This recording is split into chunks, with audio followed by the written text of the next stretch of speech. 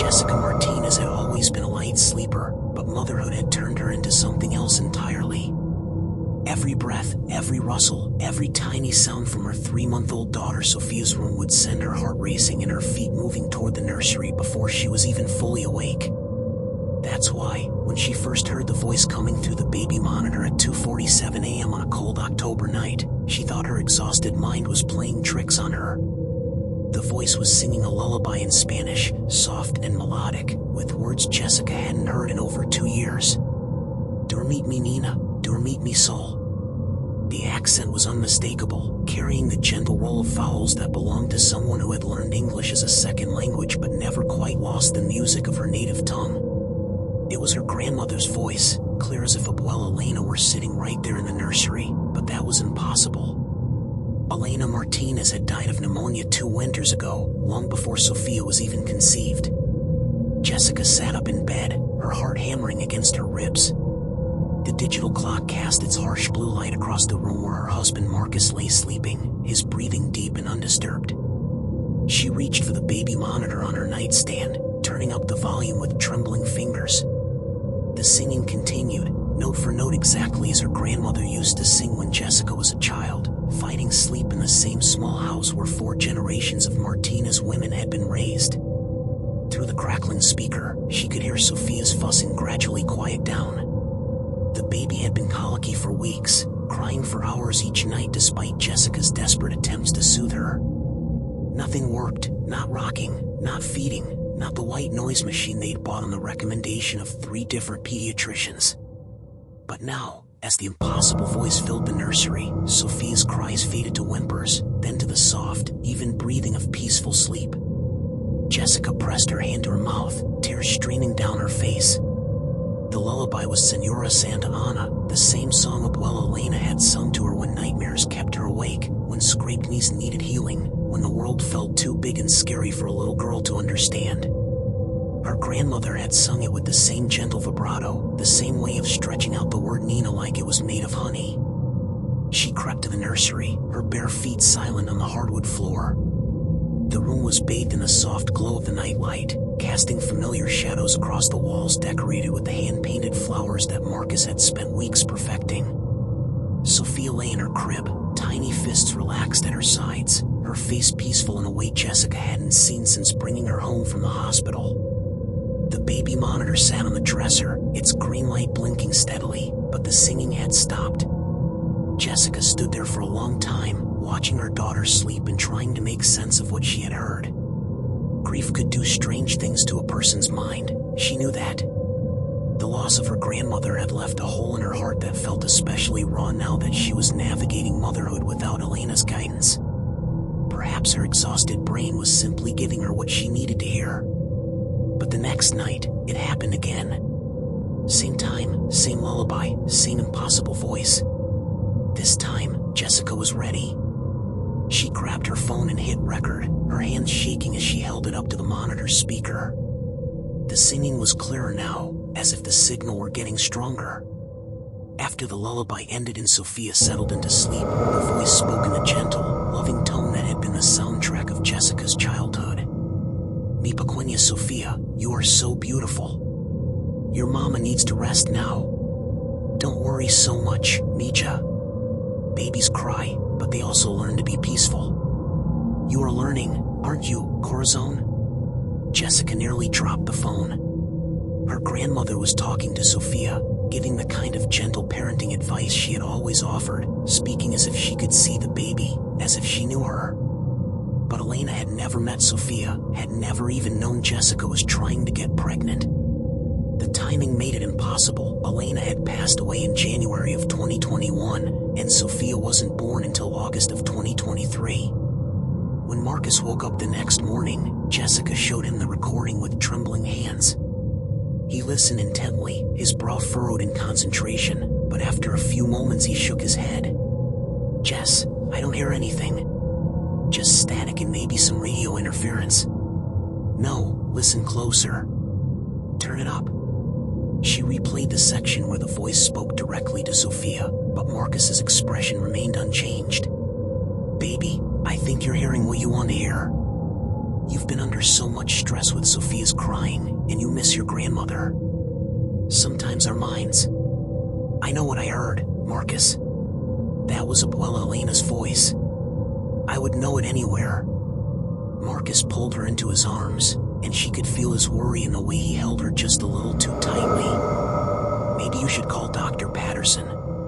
Sleep deprivation can cause auditory hallucinations, especially when you're grieving. But Jessica knew what she had heard wasn't a hallucination. The proof came that evening when she set up their security camera to record the nursery. The night vision footage showed Sophia lying in her crib, fussing and crying as usual, until exactly 2:47 a.m. Then, as clear as day, the baby's head turned toward the corner of the room where nothing was visible. Her crying stopped, and she began to coo and smile, reaching her tiny hands towards something the camera couldn't capture. For 20 minutes, Sophia interacted with this invisible presence, gurgling and making the happy sounds that Jessica had so rarely heard from her colicky daughter. The pattern continued for 2 weeks. Every night at the same time, the voice would come through the monitor, and Sophia would respond with joy and contentment. Jessica began to record everything, filling her phone with audio files that Marcus couldn't hear but that were as real to her as her own heartbeat. The voice would sing different lullabies, some in Spanish, some in English, and would often speak to Sophia about everyday things. Your mama is doing such a good job taking care of you. She worries too much, just like she did when she was little. Tell her to eat more, will you? New mamas need to keep their strength up. The voice was becoming more frequent, more detailed in its observations. One night, Jessica heard her grandmother commenting on the yellow dress Sophia had worn that day, a dress Elena had never seen because it was a gift from Marcus's sister. Another night, the voice gently scolded Jessica for forgetting to take her vitamins, something Elena had always nagged her about when she was younger. Mija, you're not taking care of yourself. I can see those dark circles under your eyes from here. How do you expect to take care of me yet if you don't take care of yourself first? Jessica's hands trembled as she listened. There was no way anyone could know about her forgotten vitamins, about the exhaustion that had settled into her bones like a permanent ache. She had been surviving on coffee and determination, barely eating, barely sleeping, barely holding herself together as she tried to be the perfect mother she thought Sophia deserved. As the weeks passed, Jessica found herself looking forward to these nightly visits. The voice of her grandmother became a lifeline, a connection to the woman who had raised her after her own mother died in a car accident when Jessica was 7. Elena Martinez had been everything to her: mother, grandmother, best friend, and the keeper of family traditions that stretched back generations in their small Texas town. Elena had taught Jessica how to make tamales from scratch every Christmas, how to braid her long black hair into intricate patterns, how to pray the rosary when life felt overwhelming. She had been there for Jessica's first heartbreak, her high school graduation, her wedding to Marcus. Elena had dreamed of being a great-grandmother, often talking about the babies Jessica would have someday, the stories she would tell them, the songs she would sing. I want to live long enough to hold your babies, Elena had said just months before her death, her weathered hands holding Jessica's face with infinite tenderness. I want to teach them our songs, our stories. I want them to know where they come from. Now, impossibly, it seemed like Elena was keeping that promise. The nights when the voice didn't come, Sophia would cry inconsolably. Jessica began to recognize the pattern. Her daughter had somehow become dependent on these mysterious visits, as if she could sense the presence of her great-grandmother even when Jessica couldn't hear the voice clearly. On those quiet nights, Jessica would lie awake, straining to hear any sound through the monitor, feeling abandoned and desperate. Marcus grew increasingly worried about his wife's mental state. He suggested they see a counselor, that maybe Jessica was having some kind of breakdown brought on by postpartum depression and grief. He moved the baby monitor to different rooms, thinking perhaps it was picking up signals from other homes in their neighborhood. But no matter where they placed it, the voice would find them. I'm not crazy, Marcus, Jessica insisted one morning after another sleepless night. I know how this sounds, but I also know what I'm hearing. My grandmother is somehow talking to our daughter. Jess, listen to yourself. Do you hear what you're saying? Dead people don't talk through baby monitors. There has to be a logical explanation. But Jessica was past caring about logic. The voice was real to her, and more importantly, it was helping Sophia in ways that nothing else had. Her daughter was sleeping better, crying less, and seemed to be thriving under the influence of whatever was happening in that nursery each night. Desperate to prove she wasn't losing her mind, Jessica decided to investigate. She started with the baby monitor itself, researching the model number and frequency range. It was a standard digital monitor operating on 2.4 gigahertz, the same frequency used by many household devices.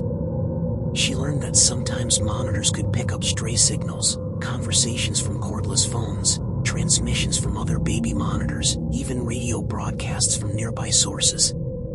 This discovery gave her hope. Maybe there was a rational explanation after all. Maybe somehow, recordings of her grandmother's voice were being transmitted through the airwaves, picked up by their monitor through some strange coincidence of technology and timing. She called the company that manufactured the monitor, explaining the situation as clinically as possible. The customer service representative, clearly thinking she was dealing with someone experiencing technical difficulties, suggested interference from other electronic devices. "Ma'am, sometimes these monitors can pick up signals from nearby sources. Is there a radio station or broadcast facility in your area?" Jessica's heart raced. Their neighborhood was about 3 miles from Sunset Manor, the nursing home where her grandmother had lived for the last 2 years of her life. Maybe somehow the facility had recordings of Elena that were being broadcast accidentally. She drove to Sunset Manor the next day, Sophia sleeping peacefully in her car seat. The building looked exactly as she remembered, a sprawling, single-story structure with manicured gardens and large windows designed to let in as much natural light as possible. Elena had been happy there, as happy as someone could be when age and illness had stolen their independence. The administrator, Mrs. Chen, remembered Jessica and her grandmother well. Elena had been one of the more popular residents, known for her stories and her beautiful singing voice. She used to sing to the other residents during her evening activities, Mrs. Chen said with a warm smile. She had such a lovely voice, and she knew so many songs in both English and Spanish. The other residents adored her. Jessica's pulse quickened. "Did you ever record any of these sessions? Maybe for family members or for your own records?" Mrs. Chen looked puzzled. "Record them? No, we don't typically record our activities." "Why do you ask?" Jessica explained about the baby monitor, carefully watching Mrs. Chen's expression for any sign of recognition or understanding. But the administrator just looked concerned. "I'm sorry, dear, but we don't have any broadcasting equipment here. We can barely keep our Wi-Fi working properly. And even if we did have recordings of your grandmother, we wouldn't have any way to transmit them. Our electronics are pretty basic, just the medical equipment and some computers for record keeping. But what if you had some kind of radio transmitter? Something that might accidentally broadcast on the same frequency as a baby monitor?" Mrs. Chen shook her head. "I'm afraid not. And even if we did, your grandmother passed away over 2 years ago. Any recordings would be from before then." Jessica felt her hope deflating. She had been so sure that Sunset Manor would provide the logical explanation Marcus and everyone else seemed to need. But instead, she was left with more questions than answers. "Mrs. Chen, I know this might sound strange, but the voice I'm hearing, it's not singing songs my grandmother knew when she was alive. It's talking about things that happened after she died. It knows details about my daughter that no recording could possibly contain." The administrator's expression grew more concerned. "Jessica, dear, have you talked to someone about this? Grief can be very complicated, especially when you're dealing with the stress of a new baby." Jessica left the nursing home feeling more isolated than ever. Everyone thought she was having some kind of breakdown, but she knew what she was experiencing was real. The voice wasn't a recording, wasn't interference, wasn't a product of her grieving mind. It was somehow, impossibly, her grandmother. That night, she decided to try something different. Instead of just listening and recording, she would try to communicate back. When the familiar voice began its nightly lullaby, Jessica picked up the baby monitor and spoke directly into it. Abuela? Is that really you? The singing stopped abruptly. For a long moment, there was only static. Then, clear as if Elena were standing right beside her, came the response. Mi nieta preciosa. I have been waiting for you to ask. Jessica's knees gave out, and she sank into the rocking chair beside Sophia's crib. Her daughter was looking up at the ceiling, cooing softly as if she could see something wonderful floating above her. How is this possible? You died 2 years ago. I was at your funeral. I held your hand when you... Nietzsche, death is not what we think it is. Love is stronger than death, stronger than time, stronger than the space between worlds. When you were born, I promised your mama I would always watch over you. When Sophia was born, I made the same promise. Tears streamed down Jessica's face. But why can only I hear you? Marcus thinks I'm losing my mind. Not everyone can hear, Mija. You have always been sensitive to things others cannot see or feel. Remember when you were little, how you would talk to people who weren't there? Your mama thought it was just imagination, but I knew better. Some people are born with doors in their hearts that stay open to the other side. Jessica did remember. As a child, she had often spoken to invisible friends, had felt presences in empty rooms, had known things she couldn't possibly know. Elena had never dismissed these experiences the way other adults did. She had simply accepted them as part of who Jessica was. I'm scared, Abuela. People think I'm crazy. You are not crazy, mi amor. You are blessed. And Sophia, she is blessed too. She can see me, can feel my presence. That is why she calms down when I sing to her. She knows her bisabuela is here, watching over her. But why now? Why through the baby monitor? Elena's laugh was soft and familiar, carrying the warmth of 1,000 childhood memories. Technology, it is a wonderful thing. It creates bridges where none existed before. The love between us, it needed a way to travel from where I am to where you are. The monitor, it became that bridge. Over the following weeks, Jessica's nightly conversations with her grandmother became the anchor that kept her from drowning in exhaustion and self-doubt. Elena would offer parenting advice, share stories about Jessica's own childhood, and sing the old songs that carried the weight of their family's history. You were just like Sophia when you were a baby, Elena told her one night. Crying all the time, never sleeping. Your mama, she was so worried, just like you are now. But look how you turned out, strong, beautiful, a wonderful mother. Sophia will be the same. Elena also shared things she couldn't possibly know. She described the new neighbors who had moved in across the street, mentioned that Jessica's car was making a strange noise that should be checked, and even commented on the argument Jessica and Marcus had had earlier that day about whose turn it was to do the dishes. Marcus is a good man, but men, they don't always understand what they cannot see with their own eyes. Be patient with him. He loves you and Sophia more than his own life, but he is scared too. Scared that he might lose you to something he cannot fight or fix. The accuracy of these observations began to convince Jessica that she wasn't imagining things. Elena knew details about their daily life that no hallucination or grief-induced fantasy could possibly contain. She was somehow present, somehow watching, somehow real. But the situation took a disturbing turn when Jessica decided to have the audio recordings analyzed. Her brother-in-law worked in audio engineering and had access to professional equipment. She gave him several of her clearest recordings, asking him to analyze the voice patterns and see if he could determine their source. Carlos spent hours working on the recordings, running them through various filters and analysis programs. When he called Jessica with his results, his voice was shaken. Jess, I've never seen anything like this. The voice patterns are definitely there. I can isolate them and enhance them. But here's the thing that's freaking me out. The audio signature matches that of an elderly woman speaking Spanish accented English, exactly like you described. But the signal itself, it's not coming from any terrestrial source. What do you mean? I mean the frequency analysis shows that these transmissions are originating from a location that doesn't exist.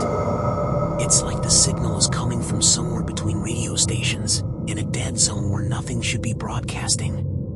And the signal strength is impossible. It's too weak to travel any distance, but too strong to be local interference.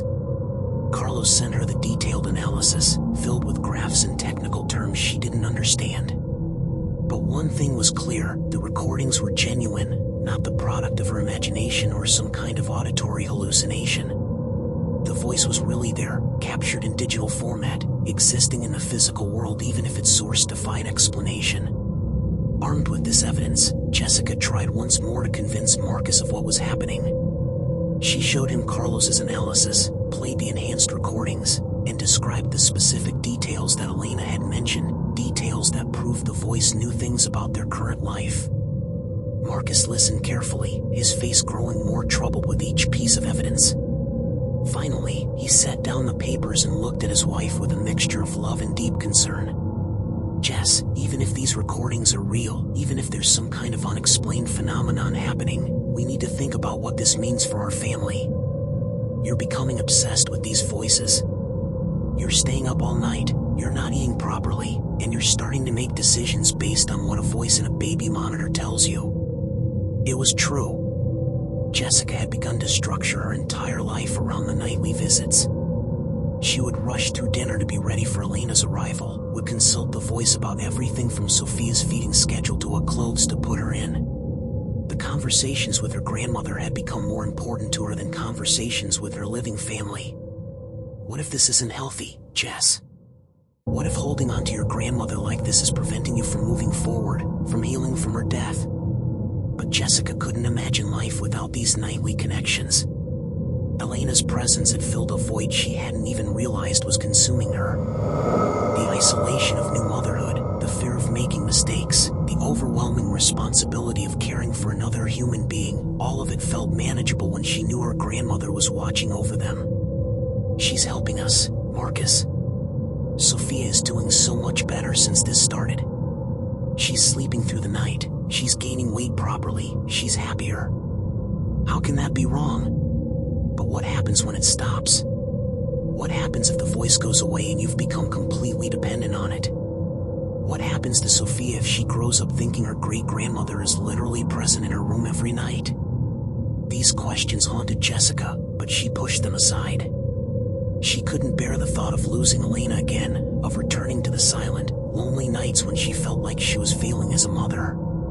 The situation became more complicated when other family members started to notice changes in Jessica's behavior. Her sister Maria visited one weekend and was shocked by Jessica's appearance, the weight loss, the dark circles under her eyes, the way she seemed to be listening to something no one else could hear. "Jess, you look terrible. When was the last time you slept through the night?" "I sleep fine. Sophia's been sleeping much better lately." "That's not what I'm asking. Marcus told me about this voice you think you're hearing. Have you talked to a doctor about this?" Jessica felt the familiar surge of frustration. Why does everyone assume I'm crazy? Why can't anyone consider that there might be something happening here that we don't understand? Maria sat down beside her sister, taking her hands with gentle concern. "Because we love you, and we're worried about you. Even if there's some kind of supernatural explanation for what you're experiencing, you're not taking care of yourself. You're disappearing into this obsession." That night, as if sensing the growing pressure from Jessica's family, Elena's voice carried a note of urgency. "Minietta, people are worried about you. Maybe it is time to think about what is best for you and for Sophia. Don't you start too, Abuela. Everyone wants me to stop listening to you, to pretend this isn't happening. No, Mija. I don't want you to stop listening, but I want you to start living too. You are so focused on our conversations that you are forgetting to live your own life. This was never meant to replace the world of the living, only to support you through a difficult time. But I don't want to lose you again. When you died, I felt so alone, so lost. Now I have you back, and everyone wants to take that away from me." Elena's voice was filled with infinite compassion. "You never lost me, mi amor. I have always been with you, in your heart, in your memories, in the way you laugh and the way you care for others. The voice you hear, it is real, but it is not the only way I am present in your life. What are you saying? I am saying that love doesn't end with death, but it also doesn't require constant proof of its existence. You don't need to hear my voice every night to know that I love you and Sophia. You don't need these conversations to be a good mother. You already are a good mother, just like your mama was, just like I tried to be. Jessica felt her world tilting. Are you leaving me again? I am not leaving you. But perhaps it is time for these visits to become less frequent. You need to trust in your own strength, your own wisdom. You need to build your own relationship with Sophia, not one that depends on my presence. The thought of losing these nightly conversations felt like losing Elena all over again. But deep down, Jessica knew her grandmother was right. She had become so dependent on the voice that she had stopped trusting her own instincts as a mother. She had been looking to Elena for answers that she needed to find within herself. Over the next few weeks, the visits became less frequent. Some nights, Elena would sing just one lullaby. Other nights, there would be only silence. Jessica found these quiet nights incredibly difficult, but she began to notice something else. She was learning to soothe Sophia on her own. The techniques Elena had whispered to her were becoming second nature. The confidence her grandmother had tried to instill in her was taking root. Sophia, too, seemed to be adapting. She still slept peacefully on the nights when Elena's voice filled the room, but she also began to respond to Jessica's own lullabies, to find comfort in her mother's arms without needing the presence of her great-grandmother. One night in early December, almost 2 months after the voices had first begun, Elena's message was different. Mi preciosa Jessica, it is time for me to say goodbye to these conversations. But remember, I am not saying goodbye to you. I am in Sophia's smile, in the way she reaches for you when she is afraid. I am in your strength when you know exactly what she needs without anyone telling you. I am in the love that flows between you and Marcus, in the family you are building together. Jessica was crying now, gripping the baby monitor as if she could somehow hold onto the voice through the plastic and metal. How will I know I'm doing the right things? How will I know if I'm a good mother without you to guide me? The same way every mother knows, Mija. You will trust your heart. You will make mistakes, and you will learn from them. You will doubt yourself sometimes, and then you will see Sophia thrive and know that your love is enough. Being a good mother doesn't mean being perfect. It means loving your child more than you fear making mistakes. I'm scared, Abuela. I know, mi amor. But fear is not the opposite of courage. Courage is being afraid and choosing to love anyway. You have that courage. You have always had it. The final conversation lasted almost an hour. Elena sang all of Jessica's favorite childhood lullabies, shared stories about Jessica's mother that had never been told before, and offered blessings for Sophia's future that brought tears to Jessica's eyes. Tell Sophia about me when she's older. Tell her about our traditions, our recipes, our songs. Tell her that her bisabuela loved her before she was born and will love her long after the voice in the monitor is just a memory. But most importantly, tell her about the strength that runs in our family, the love that connects us across time and space and even death itself. As dawn approached, Elena's voice began to fade, not with the abruptness of a radio signal cutting out, but like a gentle tide retreating from the shore. Remember, mi nieta, love never dies. It just finds new ways to show itself. And then, silence. Jessica sat in the nursery until the sun filled the room with golden light, until Sophia woke up and looked at her with bright, alert eyes. Her daughter seemed different somehow, more settled, more content, as if she too understood that something had changed. The baby monitor never picked up Elena's voice again. Jessica kept it plugged in for months, hoping, but the device returned to its ordinary function of amplifying the normal sounds of a baby's room. Sometimes Jessica thought she caught a whisper, a fragment of melody, but she could never be sure if it was real or just the echo of memory. As Sophia grew from an infant into a curious toddler, Jessica found herself sharing stories about Elena without even realizing it. She would sing the old Spanish lullabies while braiding Sophia's hair, would make tamales at Christmas while telling her daughter about the woman who had taught her the recipes, would point to photos and say, "That's your bisabuela Elena. She loved you very much." Sophia would listen with the intense attention that small children bring to important stories, and sometimes she would ask questions that seemed to show she remembered something from those early months. "Mama, did the singing lady live in my room when I was little? What do you remember about the singing lady? She had a nice voice. She made me feel safe." Marcus, who had worried for so long about Jessica's mental health, gradually came to accept that something unexplainable had happened in their home. He couldn't hear Elena's voice himself, but he could see the positive changes in both his wife and daughter. Jessica had become more confident as a mother, more trusting of her own instincts.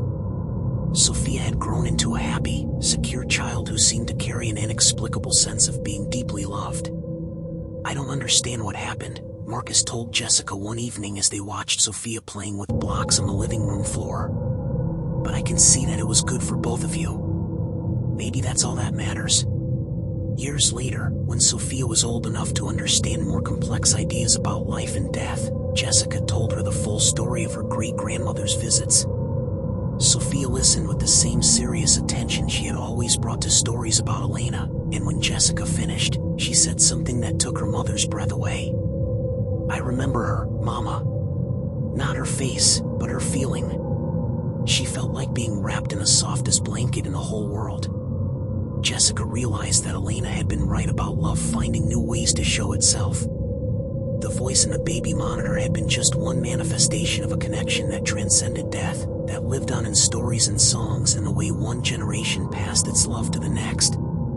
Sometimes, on quiet nights when Sophia was sleeping peacefully in her room, Jessica would walk past the old baby monitor, still sitting on the dresser though Sophia had long outgrown the need for it.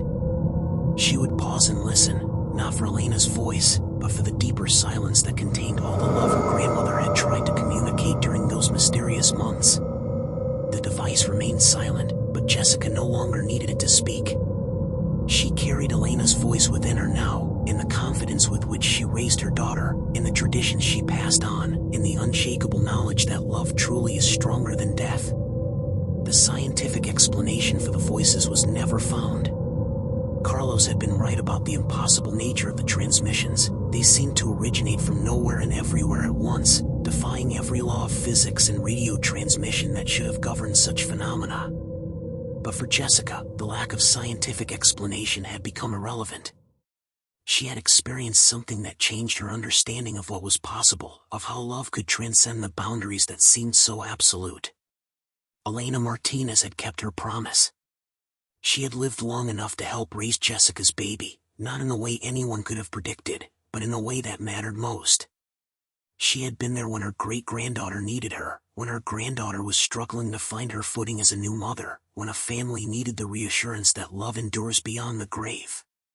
And in the end, perhaps that was the only explanation that mattered, that sometimes, when love is strong enough and need is great enough, the impossible becomes possible, if only for as long as it takes to remind us that we are never truly alone.